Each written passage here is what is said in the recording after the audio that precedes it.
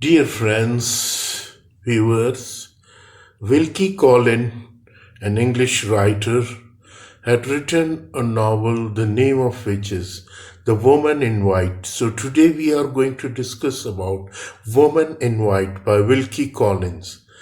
And the story of this woman in white, Walter Hatridge, a young drawing teacher who lives in London, needs a job and an escape from the city for the autumn months. One night he goes to visit his mother and sister Sarah and is surprised to find his friend Professor Pisca, a cheerful Italian whom Walter once saved from drowning, waiting for him at the Hatridge family home. Pisca tells Walter that he has found a job for him teaching art to a pair of young ladies in Cumberland at a place called Limerick House in the employment of a man named Mr. Fairley. Walter is somewhat uneasy about the job but accepts that job. On his last night in London, Walter visits his mother's house to say goodbye and walks home across Hampstead Heath. On the road, he meets a young woman dressed head to toe in a white clothes. She asks him the way to London and walks with Walter to the city. On the way, she asks Walter if he knows many powerful men there and mutters something about a certain baronet. Walter tells her he is only a drawing master and does not know anyone of rank. He tells her that he has just taken a job at Limerick House and is surprised to learn that the woman has been there and that she speaks fondly of late Mrs. Fairley. The woman asks Walter if he will help her find a cab once they got to the city. Walter agrees and he finds out quickly when they reach London. As the cab driver drives off, another carriage passes Walter and the man inside leans out and shouts to a nearby policeman. He asks him if he has seen a woman in white, and as this woman has recently escaped from an asylum. Walter travels to Limerick House to start his job. He does not like Mr. Fairley, who is a pretentious man, but gets on well with his people, Marion Holcomb and Laura Fairley immediately. Walter notices that Laura reminds him of someone. He also tells Marion about the woman in white, as Marion is the late Mrs. Fairley's daughter, and Marion looks through her mother letter to see if she can find any reference to this woman. One night when Walter and Marion are in the drawing room and Laura is outside, Marion discovered that one of her mother's letters described a little girl who came to the school at Limerick where Mrs. Fairley taught. Mrs. Fairley letter notes that she taught this girl, Anna Catherine, was strange but very sweet and gave her some white dresses to wear. At this moment, Laura comes inside from the garden and Walter suddenly realizes that Laura looks like the mysterious woman in white. Walter and Laura begins to fall in love. This seemed to make Laura very sad, and one day Marion takes Walter aside and tells him that Laura is engaged to marry a baronet named Sir Percival Glyde. She kindly tells Walter that he should leave Limerick because Sir Percival is expected to arrive in the next few days to make plans for the wedding. Walter is heartbroken but reluctantly agrees. While they are talking, a maid summons Marion back to the house because Laura is very upset. She has received an anonymous letter warning her not to marry Sir Percival. Marion and Walter ask around in the village to see if anyone knows who sent the note, and they discover a woman in white has been seen near Mrs. Fairley's grave. Knowing this must be Anna's Catholic. Walter decides to hide in the churchyard that night, and so he can speak to her as if she come back to Mrs. Fairley's grave. His plan works and he managed to speak with Anna, but she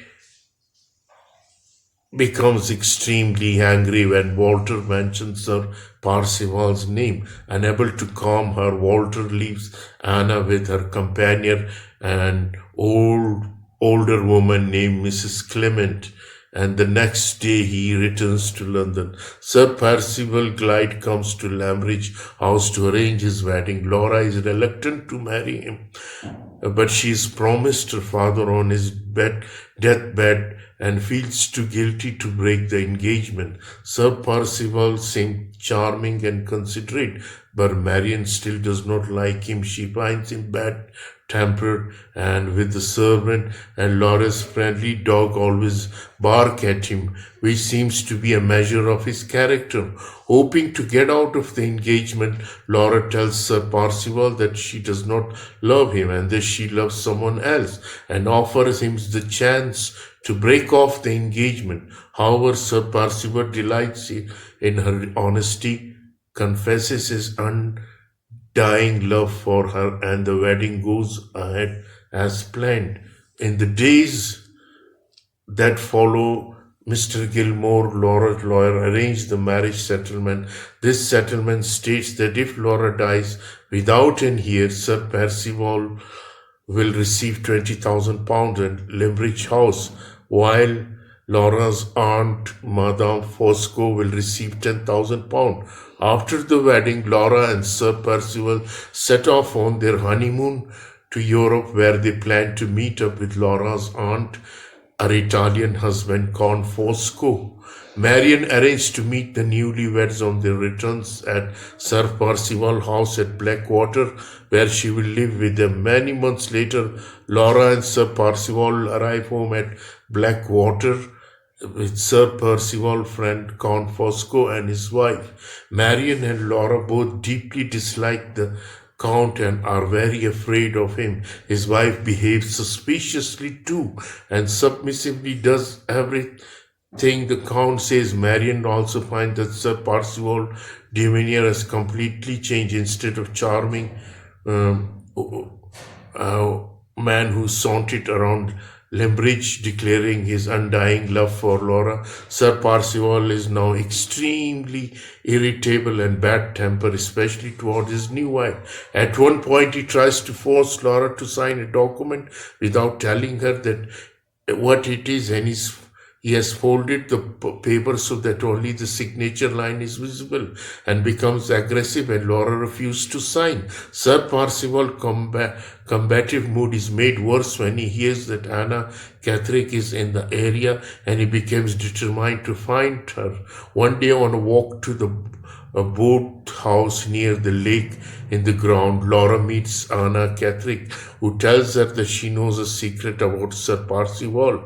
Laura agrees to meet Anna the next day. When she tries, however, Sir Percival follows her, drags her home, and locks her in her room.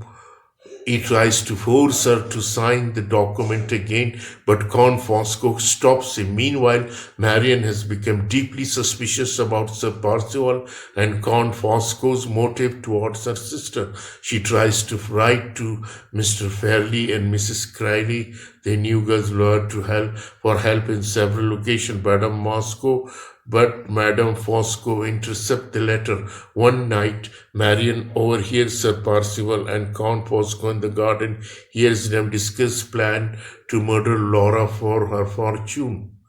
Unfortunately, Marian gets soaked in a rain shower while crouching on the roof to listen and becomes ill with typhus. While Marian is ill, Count Fosco and Sir Percival continue their hunt for Anna Catherick. One day, the housekeeper, Mrs. Michelson, sees Count Fosco come in from a walk, and Sir Percival asks if he has found her, at which Count Fosco smiles. Sir Percival sends Mrs. Michelson away to look at seaside house for him to rent, and she returns. She is told that Marian has been sent to Lambridge and that Laura will follow suit the next day.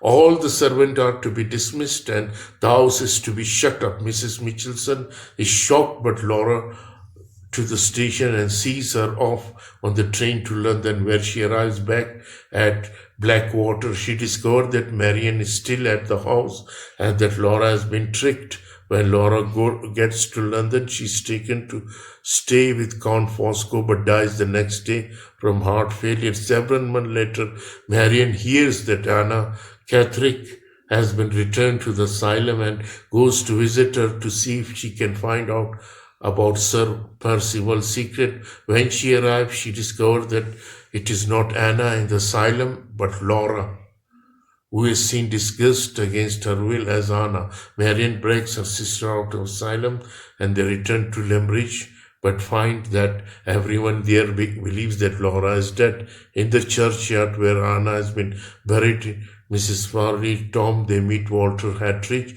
who has returned to mourn for the woman he loves. Marian and Walter move to London. Walter decides to investigate Sir Percival, glad to see if he can uncover his secret. He visits Mrs. Clement and tells him that it has something to do with his being caught in the vestry of church in the Wilgem. Mrs. Catherick Walter then visits Mrs. Catherick, Anna's mother, and he mentions the vestry to her. He can see from her reaction that the secret is in fact hidden there. He goes to Willingham and finds that the church marriage register has been forged. Sir Percival's parents were never married, making him an illegitimate child, and he is not a baronet at all. Walter runs to nearby, check this information, second cop marriage register. When he returns to the church night, Walter started to is on the fire, and Sir Percival, of all people, is trapped inside. He is accidentally set the church light, which is trying to destroy the forgery, and is killed in the blaze. After Sir Percival's death, Mrs. Catherick writes to Walter, tells him that Anna never knew the secret, but that Sir Percival locked her in the asylum